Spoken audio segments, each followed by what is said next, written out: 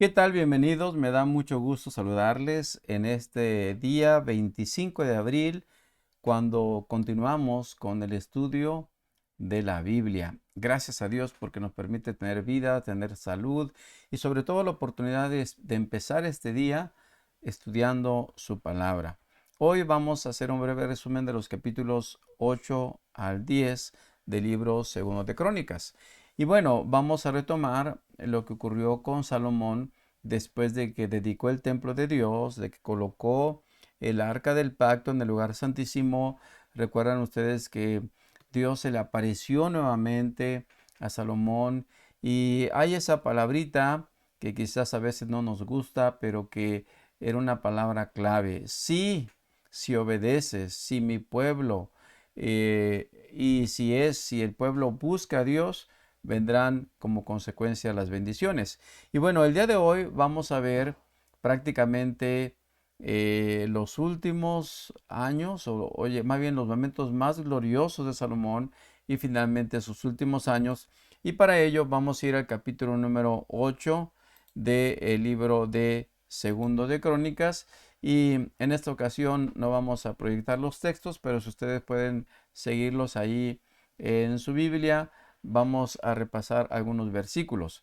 El capítulo 8 empieza diciendo que Salomón tardó 20 años en construir el templo del Señor y su propio palacio. Mencionamos que no solamente hizo el templo de Dios, hizo su palacio, y dice que después de ese tiempo Salomón dirigió la construcción de otras ciudades que le había dado el rey Hiram y estableció israelitas en ellas. Desde luego, en Jerusalén había también gente, personas de otros pueblos que no eran israelitas puros, y dice el versículo número 8 que todos ellos eran descendientes de las naciones que el pueblo de Israel no había destruido, y entonces Salomón les impuso trabajo forzado, los hizo parte de sus trabajadores. Sin embargo, desde luego eso no ocurriría con los israelitas. Y a partir de este momento, pues este templo se convertiría en el centro de adoración. Salomón ofrecía sacrificios para los días de descanso, los festivales de luna nueva, los tres festivales anuales. Recuerden que había tres fiestas a lo largo del año, que era la Pascua, el Festival de la Cosecha o Pentecostés y el Festival de las Enramadas, que ocurría después del día de la expiación. Y así dice el versículo 16, Salomón aseguró de que todo el trabajo relacionado con la construcción del templo del Señor se llevara a cabo desde el día en que se echaron los cimientos hasta el día en que se terminó. Y ahora el capítulo 9 presenta una visita que sin duda hemos escuchado muchas veces, que es la visita de la reina de Saba, que visita a Salomón, porque desde luego ella se enteró de la fama de Salomón, de su sabiduría, y dice el texto que viajó hasta Jerusalén para ponerlo a prueba con preguntas difíciles. Llegó con un gran séquito de personas, de asistentes, una enorme caravana de camellos cargados con especias, grandes cantidades de oro y piedras preciosas, y desde luego pues llevaba preguntas muy complicadas. Y dice el texto que la reina de Saba, cuando escuchó las respuestas de Salomón a sus preguntas, no sé, posiblemente sobre temas de la naturaleza, de los animales, de las plantas.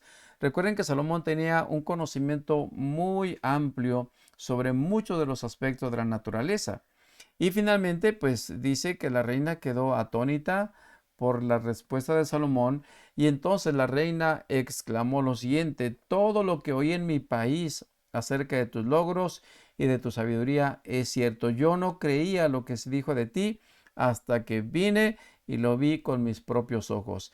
Y lo interesante es que después, a manera de recompensar las respuestas y la atención de Salomón, dice que le regaló al rey 4,000 kilos de oro, grandes cantidades de especias y de piedras preciosas.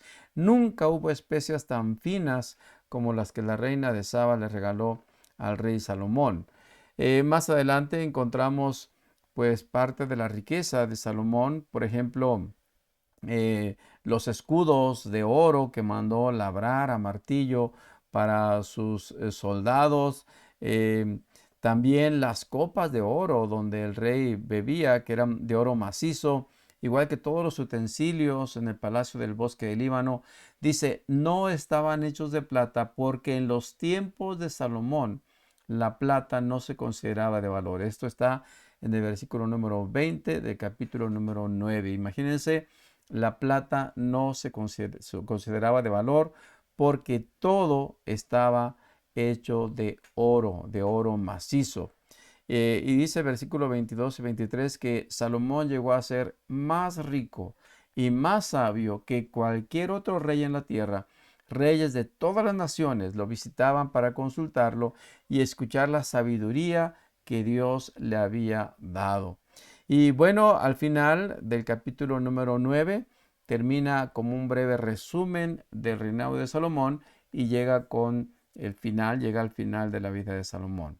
Dice que Salomón gobernó en Jerusalén a todo Israel durante 40 años. Recuerden que también David reinó 40 años, también Saúl reinó 40 años, y cuando murió lo enterraron en la ciudad de David, la cual llevaba ese nombre por su padre. Luego, su hijo Roboam lo sucedió en el trono.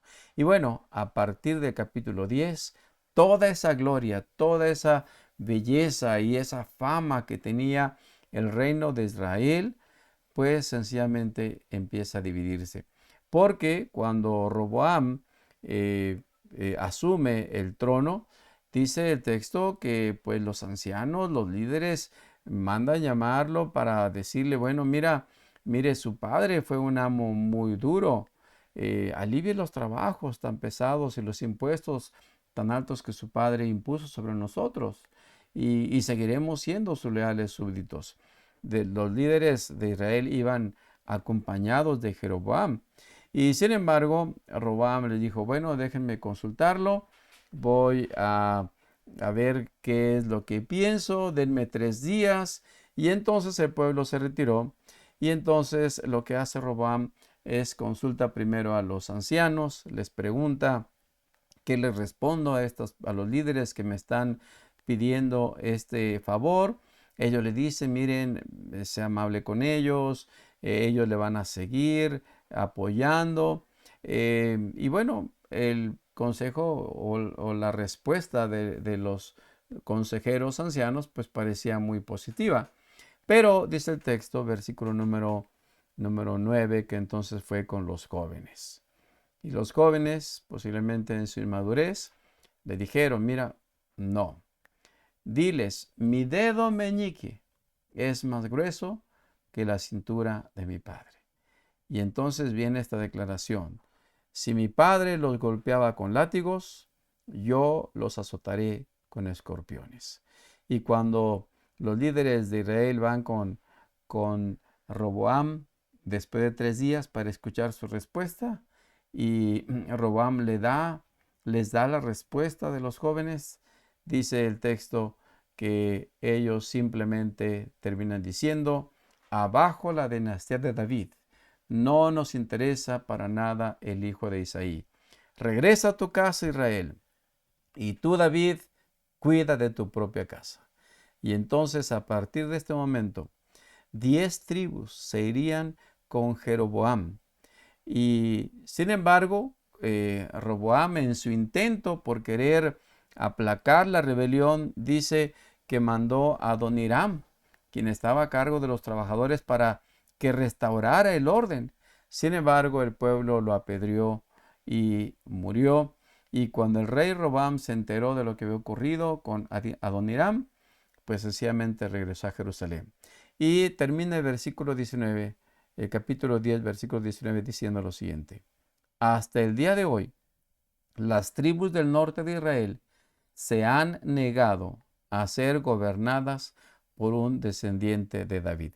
Y esto lo encontraríamos a través de la historia, porque mientras que en el reino del sur, el reino de Judá, los reyes continuaban el reinado en sus hijos y en sus nietos, en el reino del norte era muy, muy diferente. A partir de este momento, al reino del norte se le llamaría Israel, al reino del sur se le llamaría Judá, porque al final solamente quedaría prácticamente de la tribu de Judá. Y Dios preservaría, por el amor y la promesa que le había hecho a David y a Salomón, preservaría la dinastía, la descendencia de David.